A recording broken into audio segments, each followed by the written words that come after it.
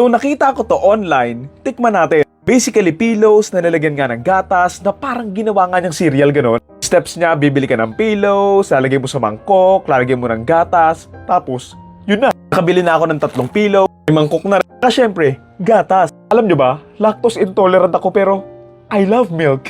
Okay game, buksan natin yung mga pillows. Kunti ng laman ah. Mas marami pang hangin ah. Tigtigan pa natin. Dami na. Parang pwede na rin to.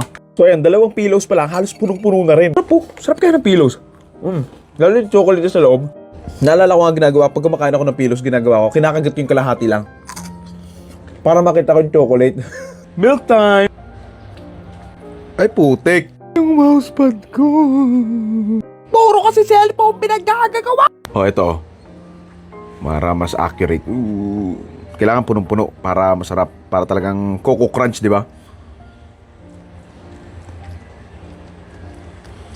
Okay na siguro yan, okay na yan. Ito yung tsura niya, ayan, punong-puno. Haluin natin konti. Yan. Yan. Yeah! Ayan, close up. Hindi naman siya kadiri tignan. Para lang siyang normal na cereal. Ganun. Parang Coco Crunch lang talaga eh.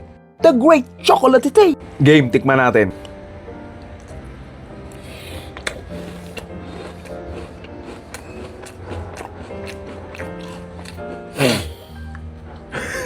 Hindi, lasang Coco Crunch lang din. Honestly, hindi ko malasahan masyado yung gatas, pero yung chocolate sa loob ng pillows, ayun yung mas nagpapasarap eh. Feeling ko mas masarap to kainin kapag habang matigas pa yung pillows, kasi pag nalata na, baka hindi na. Pero ay masarap.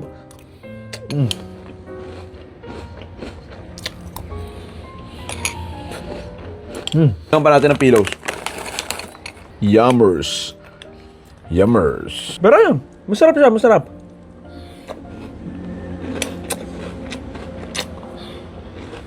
Masarap kasi, kahit hindi mo na nalalasahan yung gatas, naku-complement niya yung chocolate nung mismong pillows. Masarap. Seryoso, masarap. Masyado lang matamis. Para ako magkaka-diabetes. Dahil pala, di ko na dinagdagan. Ang tamis masyado. Busin na natin.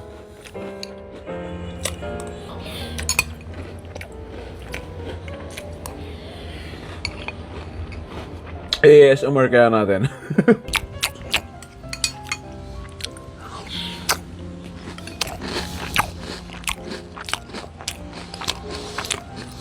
Maganda ba ito? No joke. Nauumay na ako sa tamis. Pati ka kaya. Bale, 6 pieces na lang naman ang pillows. Kaya yan, kaya. Nice one.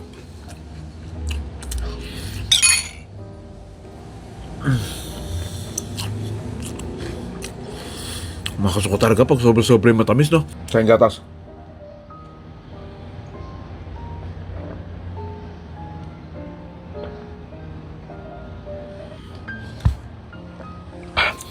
Tamis.